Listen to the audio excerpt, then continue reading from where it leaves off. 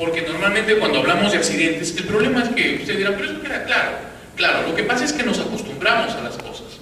Y cuando nos acostumbramos a prevenir que alguien se accidente, nos acostumbramos a prevenir que no se haga una heridita, a prevenir que de repente no se rompa el brazo en el caso extremo, o quizá no muera. Pero deberíamos ir más allá, como lo que les dije al momento de ingresar y presentarles la segunda diapositiva. Si ingresamos acá, deberíamos prevenir no accidentes, sino incidentes. Por ejemplo, el hecho de que quizá en algún momento venga un sismo, podría empezar a moverse esta estructura, ¿no? Esa estructura se empieza a mover y de paso sale a tallar la personalidad de cada uno de ustedes, ¿no? El valiente se va a quedar seguramente, calma, calma, calma. El cobarde va a salir corriendo, ¿no? Los temerosos se van a meter debajo de la silla, no vamos a saber qué hacer, y uno por ahí se va a accidentar, se va a caer.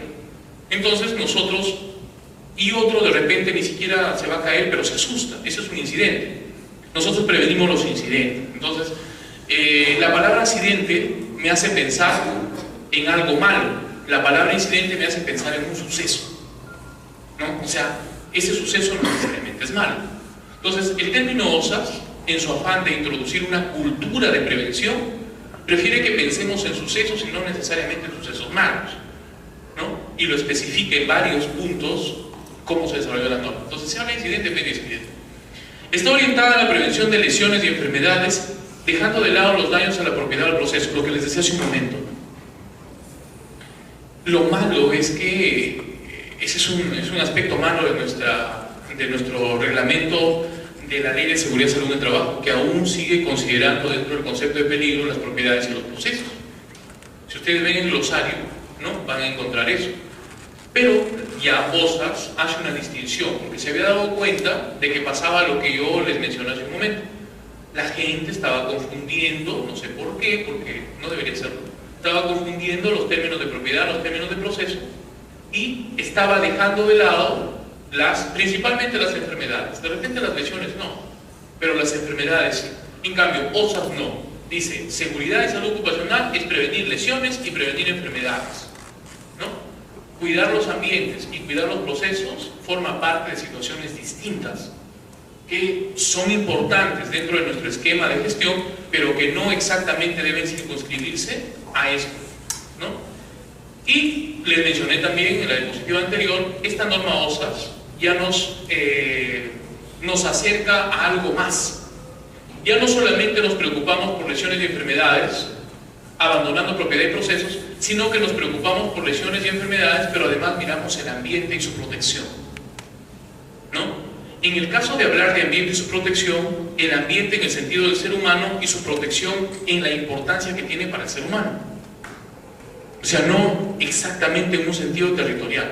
Por ejemplo, en el trabajo yo puedo exponerme al ruido y el ruido me va a dejar sordo, es una enfermedad. Pero eso también puede estar en el ambiente, ¿no? Entonces me interesa mirar el ambiente para proteger a un trabajador. Porque yo le puedo enseñar a no tener esta enfermedad futuro, no solamente cuidándolo en el trabajo, sino también protegiéndolo a nivel ambiental. Y si cuido el ambiente, manejo adecuadamente los residuos sólidos, manejo los residuos peligrosos, no solamente en el trabajo, sino también en el ambiente va a mantenerse de forma sostenible, pero también voy a tener la certeza de que no van a haber lesiones ni enfermedades fuera del trabajo. Es decir, la mirada de OSAS 18001 va un poco más allá. Y es por eso que se vincula a esta norma ISO 14001 que habla de protección del medio ambiente, ¿no? Entonces, más o menos son algunas de sus características.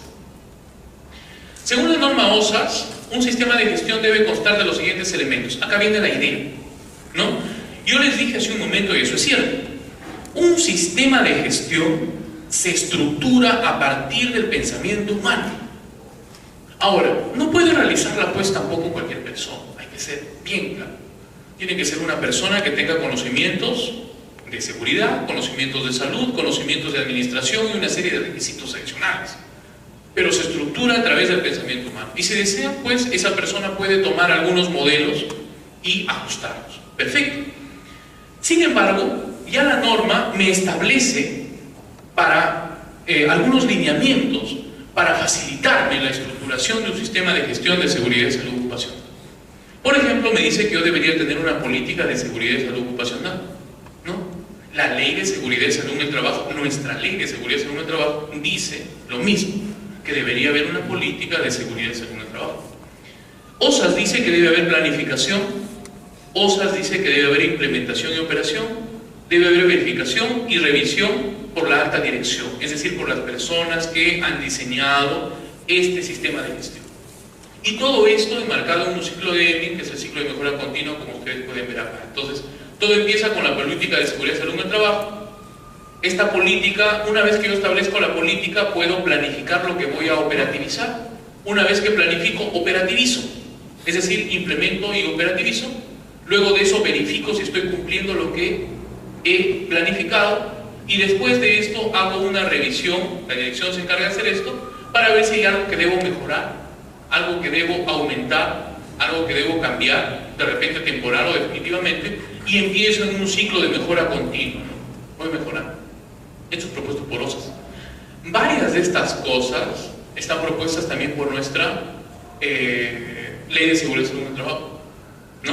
Y cada una de estas es cumplida por todas las organizaciones mineras, hay que decirlo así, las formales lo cumplen, porque el 055 minero también establece los mismos requerimientos. Estos elementos deben interactuar entre sí a fin de asegurar una adecuada identificación de los peligros, evaluación y control de los riesgos y un proceso de mejora continua, lo que les he mencionado, ¿no? Cada una de las cosas que les he mencionado. ¿Qué es la política de seguridad y salud ocupacional? Nuevamente nos bajamos al suelo. Literalmente hablando, la política de seguridad y salud ocupacional parte de una idea concienzuda del ser humano, en la cual entra ya aspectos ético-morales. Si yo soy gerente o gestor de seguridad y salud ocupacional en una empresa, o soy el dueño de una organización, yo tengo que establecerme un horizonte acerca de lo que quiero hacer en seguridad y salud ocupacional de mis trabajadores. Y si ustedes se dan cuenta, ese horizonte va también por cuestiones éticas, es decir, va más allá de las normas, sino que se interioriza y se baja a nivel terrenal y nuevamente es decidido por el ser humano. ¿Sí? La política de seguridad y salud ocupacional es muy importante, es el punto de partida para establecer un sistema de gestión. Yo no puedo establecer un sistema de gestión de seguridad y salud ocupacional sin tener un horizonte, y el horizonte es la política, ¿no? Entonces, lo primero es la política. Es un documento emitido por la alta dirección en donde se establece la intención, ojo con esta palabra, y la dirección. La intención se refiere al deseo, ¿no? En algunos casos el deseo es muy superfluo. Y la dirección, es decir, la manera como se va a controlar, ¿no? Dirección generales de la organización en relación con su desempeño en seguridad y salud ocupacional. La política es considerada como la partida de nacimiento de todo sistema de gestión. Si no hay política, no hay sistema de gestión. Luego les voy a mostrar la política de gestión de una empresa minera en la que yo trabajé y la vamos a analizar en parte. Entonces miren, está acá en la primera parte de todo este ciclo, ¿no? La política. Entonces, ahí está. La política debe ser apropiada a la naturaleza y magnitud de los riesgos de seguridad y salud ocupacional de la organización. Queda implícito. Estamos hablando de empresas mineras, ¿no? Y por lo tanto, la política debe considerar que la actividad minera es una actividad de alto riesgo, ¿sí? Debe considerar, ¿por qué la minería es de alto riesgo? Por múltiples razones. Les puedo poner varios ejemplos. Riesgos tanto para la seguridad como para la salud. Se lleva a cabo en condiciones, en algunos casos, por no decir en la mayoría, de poca accesibilidad geográfica. En algunos casos en áreas remotas y en espacios confinados, lo que hace que sea difícil el traslado de personas en el caso de incidentes, accidentes u otras cosas. Entonces, alto riesgo. Se utilizan materiales peligrosos, ¿no? Aparte de utilizar materiales peligrosos, de por sí hay agentes laborales que son de riesgo vinculado a enfermedades, polvo, ruido, etc., ¿no? Podemos seguir sumando cosas. Entonces, ese conjunto de cosas son las que se toman en cuenta para definirla como una actividad de alto riesgo, ¿sí? Y establecer en nuestra política precisamente esos aspectos como punto de partida para diseñar sistemas de prevención. Entonces yo no puedo establecer algo, un sistema de prevención desconsiderando esas cosas, ¿no? Entonces, por eso dice acá, la política debe ser apropiada a la naturaleza y magnitud de los riesgos de la organización, consistente con el tipo de riesgos propios de la actividad económica de la organización. Una de las cosas que hemos visto en otras organizaciones de repente es que a veces se copian, ¿no?, las políticas, ¿no? Nos piden política. Si ustedes revisan la resolución ministerial 050-2013 del Ministerio de Trabajo, que establece un conjunto de documentos con los que se auditan, ¿no?, con que se audita el sistema documentario de seguridad y salud en el trabajo según la ley 29.783, van a encontrar que una de las cosas que se audita es la política de seguridad y salud ocupacional, ¿no? Y nosotros, que hemos estado asesorando algunas empresas, encontramos que las empresas se están copiando, ¿no? Encontramos en una panadería, porque ahora ya salió una norma para panadería en agosto de este año, y las panaderías ahora resultan que tienen riesgos ocupacionales similares a las mineras, ¿no? Y es porque se copian las políticas, ¿no? Se copian las políticas, como todas las mineras tienen sus políticas, se las copian, y eso no debería ser así. Entonces, aquí hay un comentario de eso. En segundo lugar, la política debería incluir el compromiso de prevención de lesiones y enfermedades de mejora continua. Ojo, compromiso. La alta dirección debe manifestar su compromiso de prevenir aspectos vinculados a seguridad y vinculados a salud ocupacional, ¿no? Y por último, su compromiso de cumplir con los requisitos legales y con otros requisitos suscritos relacionados con seguridad y salud ocupacional.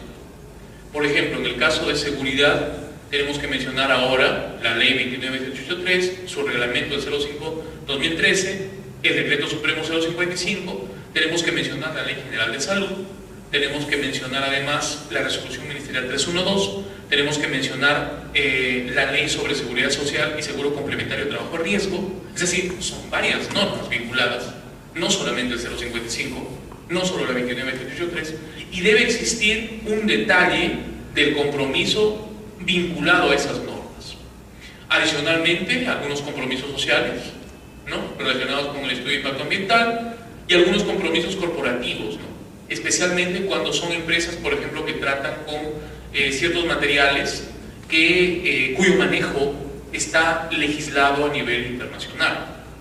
El manejo de sustancias peligrosas es, digamos, dirigido por algunos lineamientos internacionales, ¿no?, la Convención de Basilea, el Tratado de Estocolmo, ¿no?, cosas que en este momento no viene al caso comentar a profundidad, pero que establecen algunos parámetros especiales, por ejemplo el Código de Cianuro, en el caso, yo lo he colocado acá. La política de seguridad y salud ocupacional, además de lo que les mencioné hace un momento, debe proporcionar un marco de referencia para establecer y revisar los objetivos de seguridad y salud ocupacional, ¿sí? O, en base a la política se definen los objetivos, ¿sí? Por eso es que decíamos, la política es el punto de partida, la política es la base. Si yo digo cuál es mi política, voy a definir mis objetivos, no es al revés, ¿no? La política debe dar lineamientos para definir los objetivos. La política debe estar documentada, implementada y mantenida, ¿sí? Debe existir un documento físico electrónico, ahora es auditable, se audita, ¿sí? El personal debe conocerla y aplicarla. En empresas mineras, trabajaban en empresas mineras, saben que es así, ¿no? Ingresamos a las empresas, nos hacen la inducción, nos cuentan de la política, nos hacen mirar a la derecha, ¿sí? Dicen, miren a la derecha, y uno mira a la derecha y ahí está la política, ¿no? Y sale por todos los lugares y ve la política, ¿no? Sí, o sea, está así, pero váyanse a otras organizaciones, no están, pero en Minas eso está bastante estandarizado.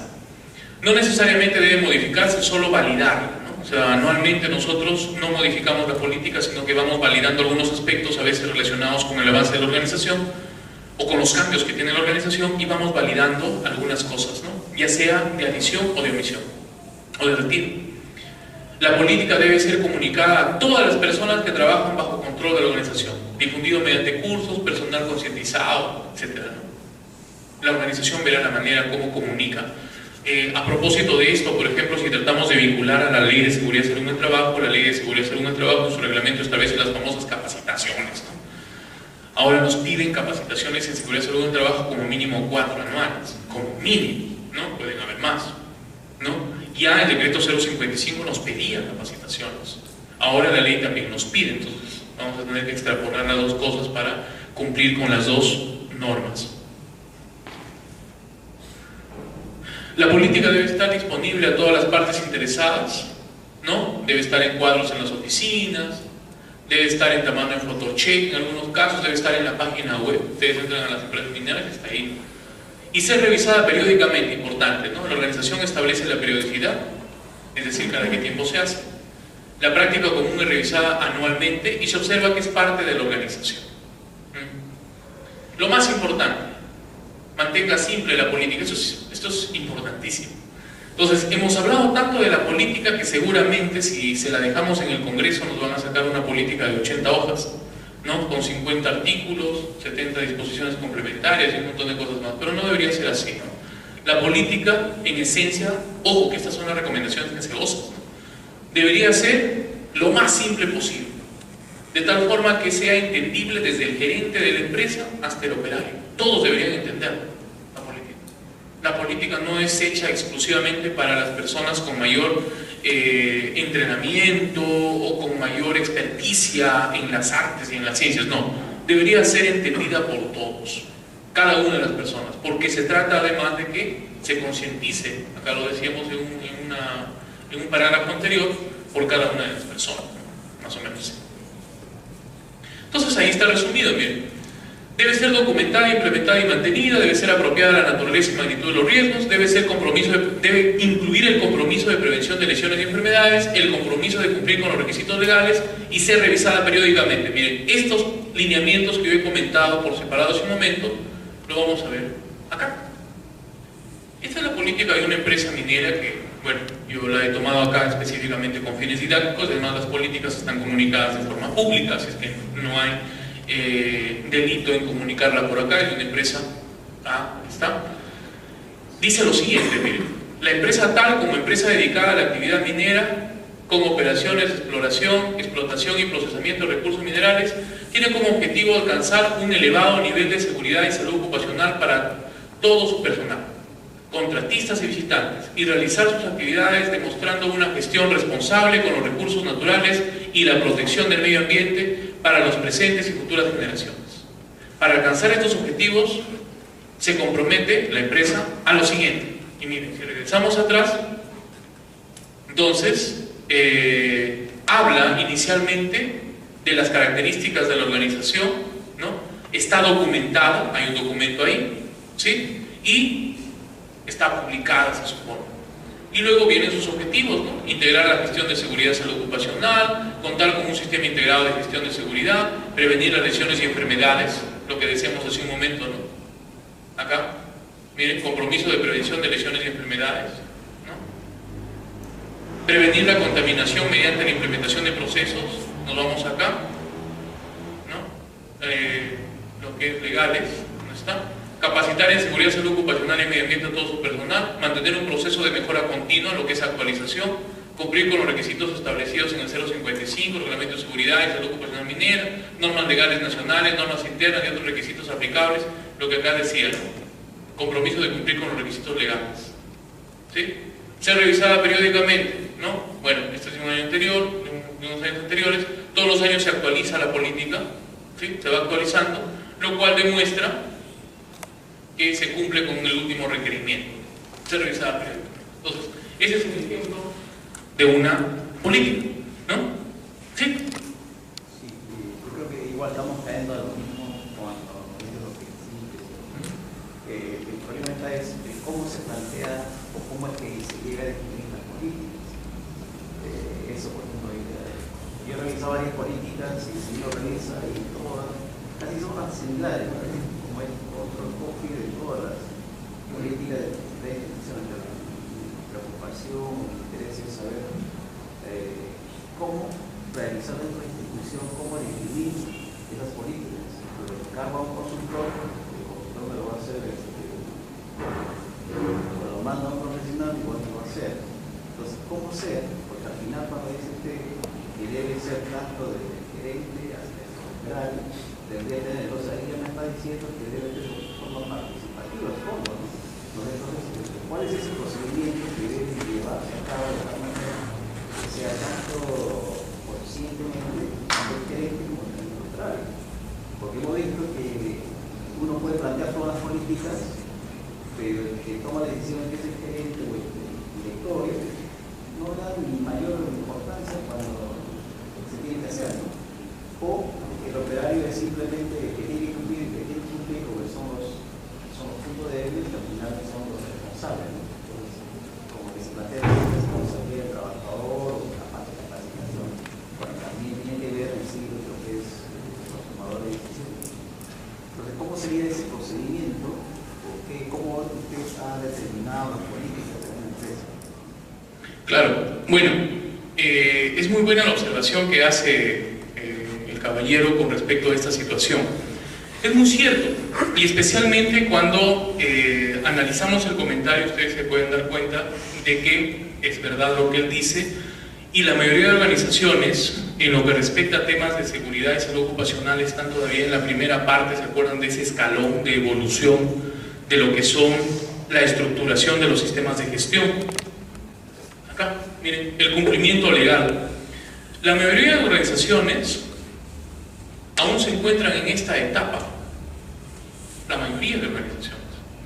Y hace un momento yo hice un comentario y dije, las empresas mineras, por ejemplo, son empresas grandes que tienen en el país mucho tiempo, algunas, las más jóvenes, 15 años, 20 años, algunas que otras recién están llegando, pero quedémonos con esas, y tienen un buen tiempo en el mercado, en el sistema, en nuestro sistema nacional, pero hay que ser sinceros y decir que un gran número de esas organizaciones están principalmente ligadas a lo que es el cumplimiento legal, pero aún no han alcanzado, a pesar a veces de tener certificaciones, de tener una cultura de compromiso, ¿no? Y eso es lo que explica lo que el señor decía, ¿no? Muchas veces los gerentes no están interesados o no conocen sobre esas cosas, pero sí están las buenas políticas publicadas en las paredes, ¿no? Y qué es lo que debemos hacer para establecer una política. Entonces, de repente, eso podríamos esquematizarlo por acá. La política es el horizonte que debe tener un sistema de gestión y seguridad de salud en el trabajo. Algo que yo he mencionado, pero que no he puesto en ninguna de las diapositivas, pero sí he mencionado en un par de veces, es que la política de primera intención es una ideación humana. O sea, parte de una ideación humana. No es producto de los procesos, de las máquinas, de los procesadores, de las computadoras, sino que parte de una idea humana. ¿De la idea humana de quién?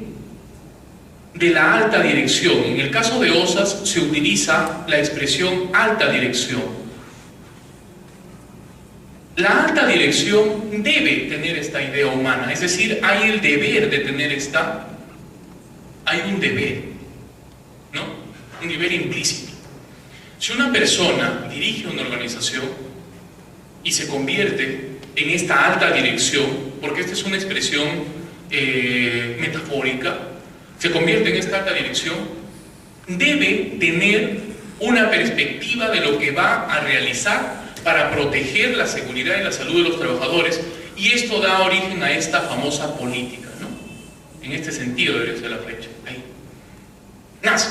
Pero detrás de esta idea humana que tiene la alta dirección hay varios aspectos.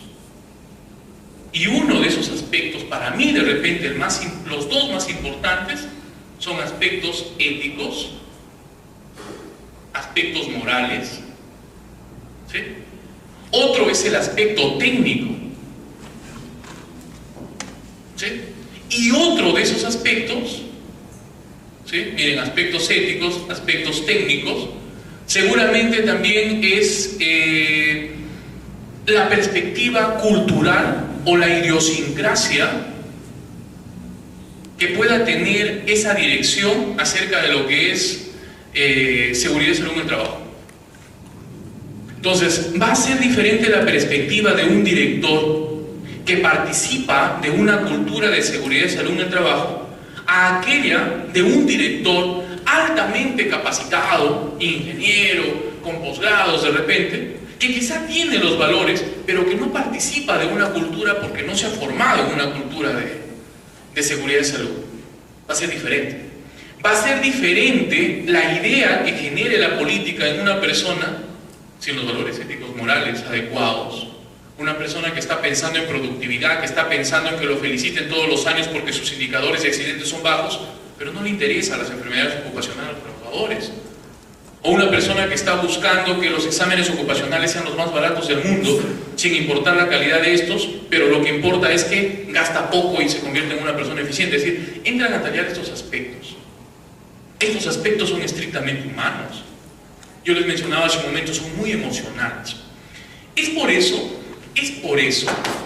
que nuestra ley, la ley 29783 y su reglamento, el Decreto Supremo 05/2012-TR, ha establecido la creación de algo que es el Comité Paritario de Seguridad y Salud en el Trabajo. El Comité Paritario de Seguridad y Salud en el Trabajo está constituido por un número determinado de miembros, de los cuales el 50% son designados por este señor, por la alta dirección, y el 50% son designados por los trabajadores.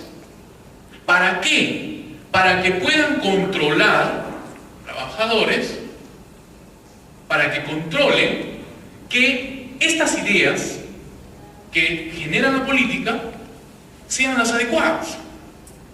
Entonces, ahora, el Decreto Supremo 05/2012 incluso agrega y dice: las personas que formen el comité, de preferencia, dice, de preferencia, deben tener conocimiento técnico en seguridad y salud en el trabajo, ¿no?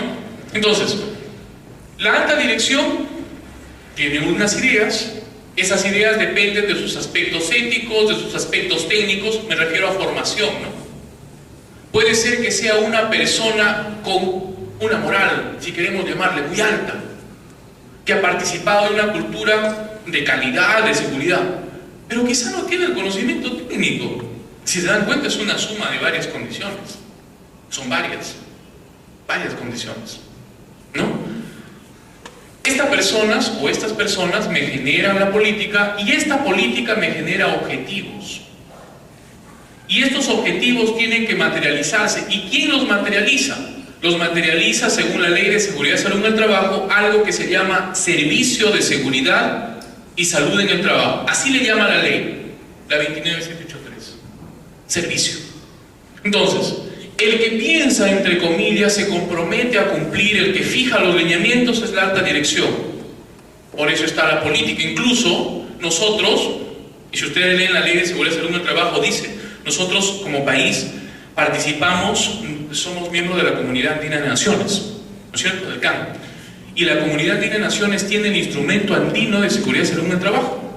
Y el Instrumento Andino de Seguridad y Salud en el Trabajo dice que el país, como país, debe tener una política, ¿no? Y que la política debe estar planificada ¿por quién? Por el Consejo Nacional de Seguridad y Salud en el Trabajo, que es el equivalente a la alta dirección, ¿no? O sea, hay una idea ahí. Entonces, está la política es planteada por la alta dirección. ¿Quién lo ejecuta? Lo ejecuta el Servicio de Seguridad y Salud en el Trabajo. ¿Y quién controla que esta política y que este servicio ejecute lo que tiene que ejecutar? El Comité de Seguridad y Salud en el Trabajo. Es una suerte de retroalimentación. El señor me decía, ¿no?, ¿cómo hacemos para que una organización diseñe una política que sea adecuada? Es un trabajo múltiple.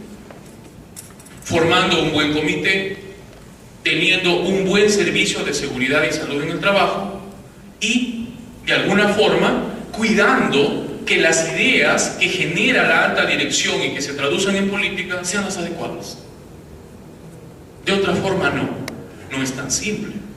Implica una gran tarea de gestión. Aquí está la palabra gestión. O sea, esto se gestiona. No hay otra forma. Dígame, señor. Básicamente, el compromiso y la cultura va de la mano. Las empresas no asumen ese compromiso. Ese compromiso es un costo para ellas. Todo donde está en la primera parte. Hacen el cumplimiento legal para formalizar nada más. El resto no se cumple. Y es cierto, es lo que dice. La política la vamos a tener, pero el cumplimiento y el entendimiento de toda la legislación no es posible. Es determinado un tiempo.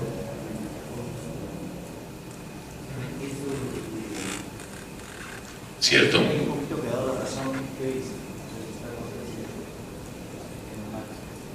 Si el comité forma parte del 50% es la empresa, el otro 50% Los trabajadores. Sí. Y cuando definen la política, usted dice que quien define la política son la alta dirección. Entonces usted dice que esto queda de lado el 50% de los trabajadores. No. Lo que pasa es que la Ley de Seguridad y Salud en el Trabajo establece como objetivo formar una gestión de seguridad y salud en el trabajo. Este sistema de gestión de seguridad y salud en el trabajo, ¿quién lo operativiza? Lo operativiza el sistema de seguridad y salud en el trabajo. Los términos que yo estoy utilizando son exactamente los que están en la ley y su reglamento. Dice, el servicio de seguridad y salud en el trabajo es el que operativiza. Lo que en OSA sería implementación, ¿no es cierto? O sea, operativiza este sistema de gestión de seguridad y salud en el trabajo. Perfecto. Ahora, este sistema de gestión de seguridad y salud en el trabajo se estructura en base a los objetivos que están en la política, ¿no? Y la política es definida ¿por quién? Es definida por la alta dirección. Sin embargo, en la ley se establece que el comité debe participar. No dice que es quien tiene la obligación, porque esa obligación es de la alta dirección. Debe participar, debe regular la forma como se establezca la política. Y si en el año 2012 la política no fue la adecuada, dice también que debe revisarse. Entonces, en el 2013, posiblemente un comité activo que gestiona, va a decirle a la alta dirección, vamos a modificar la política, porque hay cosas que no se están adecuando a nuestra situación. Y la alta dirección tendrá que modificar la política y tendrá que comunicar al servicio para que el servicio de alguna forma también modifique al sistema de gestión. Es un empuje. Entonces, el comité, si bien no es un operativizador directo, juega un papel importantísimo, en el sentido de que controla tanto al servicio como a la alta dirección y a su política en lo que es el sistema de gestión de seguridad y salud. Ahora, les escribí acá, ¿no?, la palabra gestión. Gestionar es complicado. Gestionar es bien complicado. Tengan por seguro que la mayoría de personas, no sé si por una cuestión natural o por una situación de tener tranquilidad en sus vidas, gestionan poco. Nosotros somos poco gestores, no nos gusta gestionar mucho, porque gestionar significa estar empujando a alguien, o a veces puedes generar conflictos con otros tipos de organizaciones. Normalmente nosotros en nuestros países, en el Perú y en otros países de nuestros perfiles, preferimos como comportamiento social siempre tener comportamientos lineales, ¿no? O sea, yo voy por mi lado, tú vas por el tuyo y tú vas por el tuyo. Yo no me meto contigo, tú no te metes conmigo, algo así. Eso lo vamos al trabajo. Porque si tratamos de darle una función verdaderamente gestora al comité, el comité va a ser muy, pero muy exigente. Ahora, los comités, actualmente, un comentario aparte, no están gestionando lo suficiente, la mayoría de comités no mineros, por desconocimiento. Saliéndonos del tema de minería, muchas empresas, obligadas por las normas legales, están formando sus comités, pero como les decía hace un momento, ¿no?, la ley dice, el comité debe estar formado de preferencia por personas que conozcan de seguridad y salud en el trabajo. Pero ¿qué tal si es, por ejemplo, una fábrica de dulces, ¿no? Y la persona que más conocimiento tiene de repente de seguridad y salud en el trabajo son los ingenieros de producción, los ingenieros industriales, que están más ocupados en otras áreas. Y el resto de personas, los operativos, las personas que se encargan de eso, no tienen mucho conocimiento, y se forma un comité. El comité se dedica a llenar actas, a reunirse una vez al mes, ¿no? Acaba el año, si tiene perspectiva política se realiza, porque pueden ser 2 años comité, o si no dejan y dicen ya te toca al otro, ¿no? Y el comité no gestiona nada. Entonces de repente va a ser, ¿no? De repente va a ser. Lo que yo les he estado mostrando acá, entonces, para contestar lo que me decía el caballero me decía, pero ¿qué hacemos para formar una política? Yo creo de manera personal que la única política buena que podamos formar es la que podamos hacer en nuestra propia organización si que tenemos una, ¿no? En la otra va a ser una pelea constante que puede lograr grandes objetivos, pero que va a tener como fundamento esto. Solamente aquella organización que nosotros formemos y en la cual luego de nuestros aprendizajes, de lo que hemos visto en otros sitios, pongamos pues valores, pongamos aspectos técnicos, tratemos de formar parte de una cultura organizacional de prevención de riesgos, vamos a hacer una buena política, nosotros, ¿no? Otras organizaciones un poco más lejanas, vamos a tener que buscarlo, conquistarlo, ¿no? Vamos a tener que empujar a la alta dirección, empujar al servicio. El problema es que generalmente tanto el comité como el servicio de seguridad son trabajadores. En algunas empresas no existen sindicatos fuertes, no se enfrentan a la alta dirección, entonces las políticas como que no se regulan bien. Es un tema laboral complejo, que a veces escapa de lo que es seguridad. Lo que yo les he mostrado acá son los lineamientos o los requerimientos OSAS. O sea, ¿cuáles son los puntos que yo debo tener para hacer una política?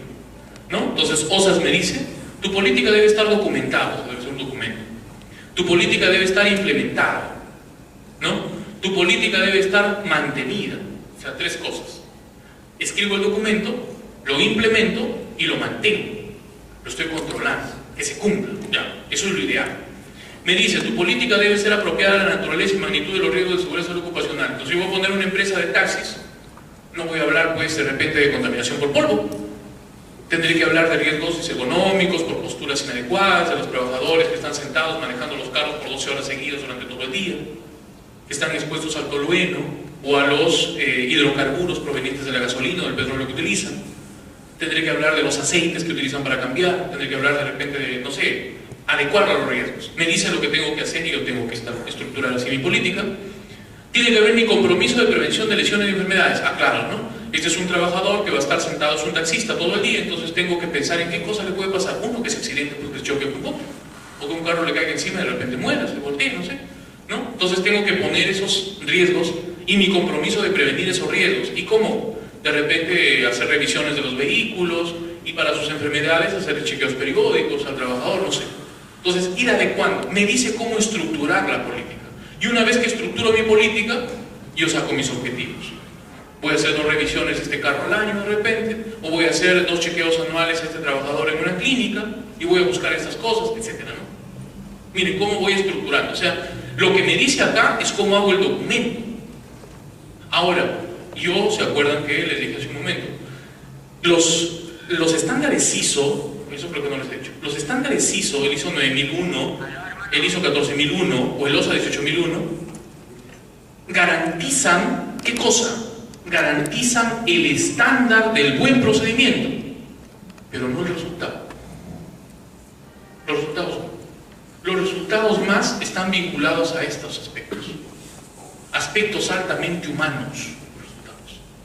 Yo puedo tener un ISO 9001 de calidad en prestación de servicios, pero las personas que trabajan en esa empresa, contraté nuevo personal y el personal no tiene una cultura de satisfacción al cliente, a pesar de que yo tengo ISO 9001, que es calidad en prestación de servicios, ¿no? Y la persona que contraté no tiene una cultura de satisfacción al cliente, entonces no me trata bien a los clientes, pero yo tengo el ISO.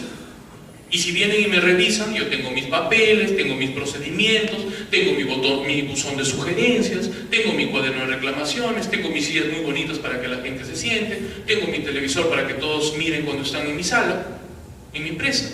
Y tengo ISO 9001, pero mi trabajador trata mal a los clientes. Nuevamente, el problema es humano. Y los ISO me garantizan la estandarización del proceso, del procedimiento, pero no me garantiza la calidad del producto. OSA 18001 me estandariza el procedimiento en un sistema de gestión de seguridad y salud en el trabajo, pero no me garantiza que el resultado sea bueno. La garantía es estrictamente humana. Y el aspecto humano depende de estos 3 términos: éticos, técnicos e idiosincráticos. ¿no? Y es por eso que si ustedes de repente han trabajado en diferentes empresas mineras, y que estamos hablando de eso, han visto que hay minas diferentes. Es diferente estar en Yanacocha que en Volcan, ¿no? O es diferente estar en Volcan que en Goldberg. Es muy diferente, a pesar de que son ambas empresas mineras y ambas tienen 0,55 minero y todas las normas. Es muy diferente trabajar en esas empresas, ¿no? Entonces, de repente con eso ojalá haya podido responder en algo las cosas que han observado. Si tienen algún comentario pueden hacerlo, ¿sí? Podemos conversar. Sí, dígame, señor. Esta es una idealización de la política que yo creo de manera personal la cultura obviamente está todavía digamos la solución fuerte es tratar de cambiar al empresario, ¿no? Al empresario que realmente esto le va a dar beneficio. Obviamente ahora estamos en esta etapa de solamente cumplimiento legal, ¿no? Lamentablemente creo yo que a veces quisiéramos tener una maldita máquina para tener la solución, ¿no? Pero le digo eso porque obviamente si yo he venido por el tema, obviamente por lo que es minera y estoy relacionado con una empresa que es que transporta combustible para minera, ¿no? Entonces, por ejemplo, en ese caso, por esta ley que exige los clientes que son nuestras mineras, obviamente está un poco delicado poder establecer todo este sistema de gestión. De alguna manera estamos en una primera etapa y cuando escuché al compañero, a veces nosotros tenemos ese malestar como que no avanzamos, quisiéramos tener muchas cosas y digamos, cumplir esa política, como dice la regla, la norma misma que se coloca, digamos, un control copy, ¿no? Pero yo creo que se empieza así, ¿no? Por eso que también se estipula que para gestionar se necesita de alguna manera cierto, yo diría un gran porcentaje de liderazgo, ¿no? Ese liderazgo que se tiene para convencer, vuelvo a repetir, al empresario, ¿no? Me gusta el tema ahora y quisiera yo seguir, porque obviamente en este tema yo creo que vamos a seguir, digamos, seguimos con nuestra cultura, como que pareciera que esto solamente incluso son letras, ¿no? Son palabras, pero ahí está el detalle, pues el detalle está que nosotros tenemos que empujar y no desvanecernos, ¿no? Porque estamos, realmente yo creo que estamos en una primera etapa, ¿no? En esto del cumplimiento legal, ¿no? Lo que yo sí quisiera, si va a ser pedido de esa, si en términos generales podría dar ejemplos que se ha visto un progreso. Se ha visto, por ejemplo, porque claro, si uno habla de la base, si uno habla de la cosa, cuando hay dinero, obviamente sí se invierte en eso que pide la ley, ¿no? Pero cuando las empresas son de alguna manera que no vienen ni siquiera una preparación fundamental, técnica, ¿cómo hacer? Usted ha visto en algún momento de su experiencia. Porque yo también algo he visto, por ejemplo, en Laredo, obviamente cuando pasó el grupo Manuelita, sí hubo una transformación en año y medio, digamos, para que se concienticen el uso de los EPP, por ejemplo, ¿no? Pero eso ha pasado en año y medio. Entonces, el temor que nosotros tenemos a veces es, oye, ¿cómo hacemos para continuar cuando sabemos que entre comillas podemos perder trabajo y un poquito le presionamos al gerente? Pero yo quisiera saber si en su trayectoria ha podido ver esos cambios y esos cambios, cuáles son los puntos preponderantes de que ha podido pasar de un nivel a otro nivel, si es que lo ha visto. Sí, bueno, había una participación antes, creo. ¿Alguien me notó? Sí, de repente.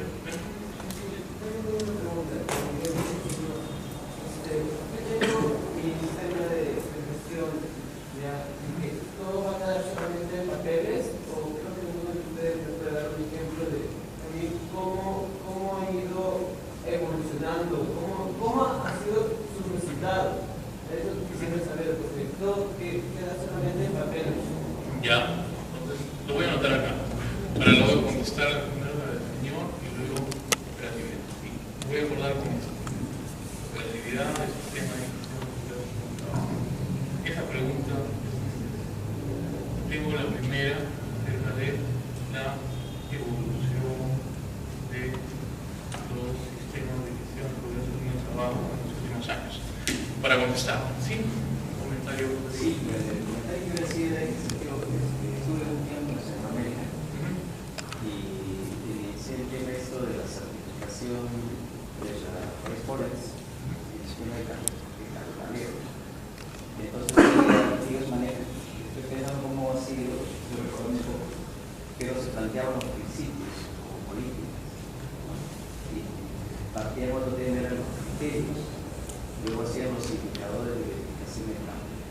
Entonces, todo ese procedimiento lo hacían de forma participativa, es decir, el empresario, los operarios, los trabajadores, decían, mira, ¿sabes qué? Para que nuestro café sea orgánico tiene que haber pajaritos en el campo.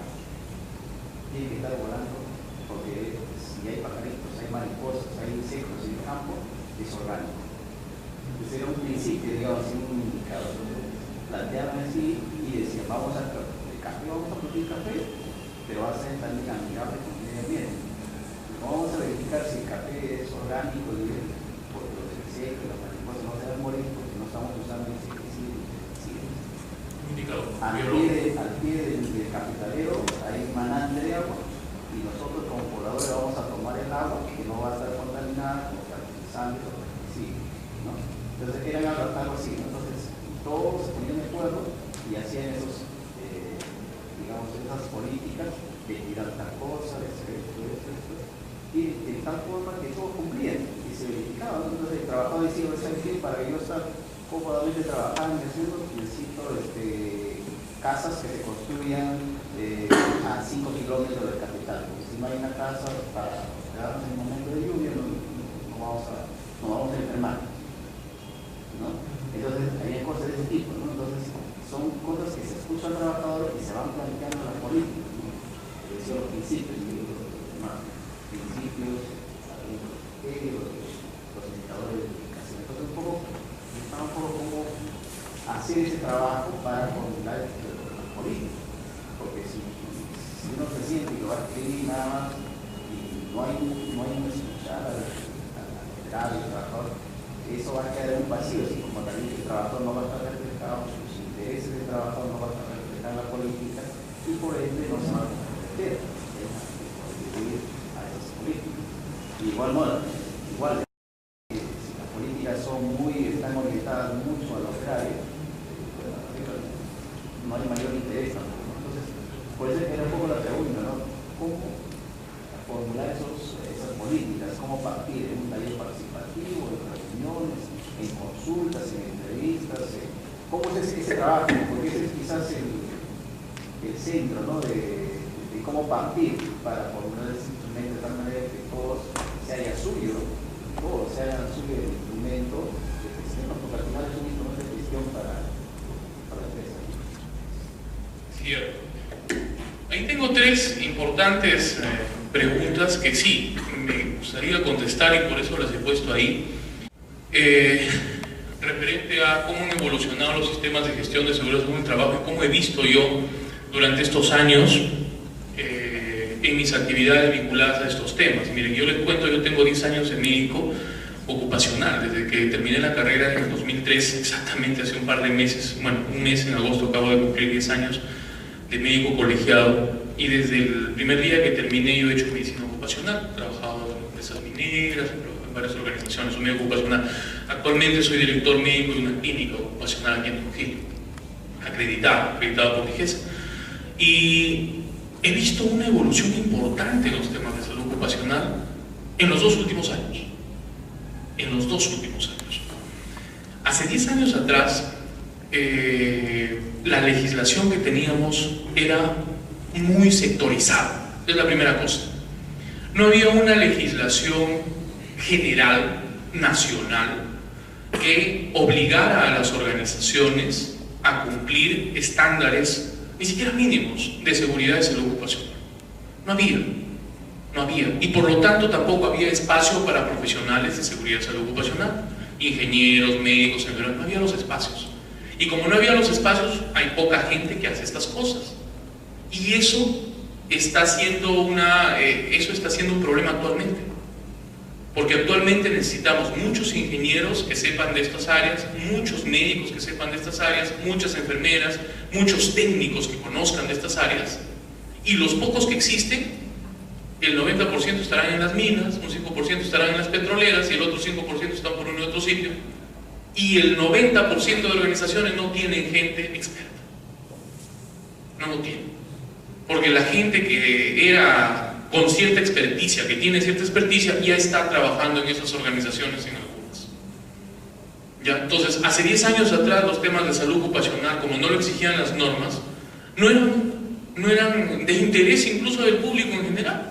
No eran de mucho interés y mucho menos de las organizaciones, porque nadie les obligaba a cumplir cierta disposición.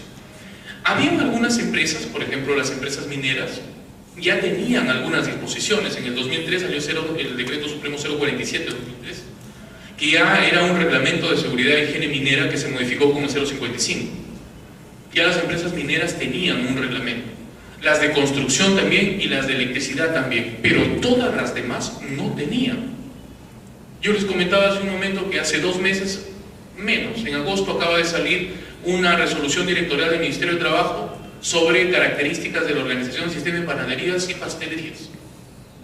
Hace 10 años eso ni se imaginaba que iba a existir. No se sabía. Ya se salió en marzo, salió de las MIPES, de las pequeñas, pero en marzo de este año, 2003, o sea, hace años atrás.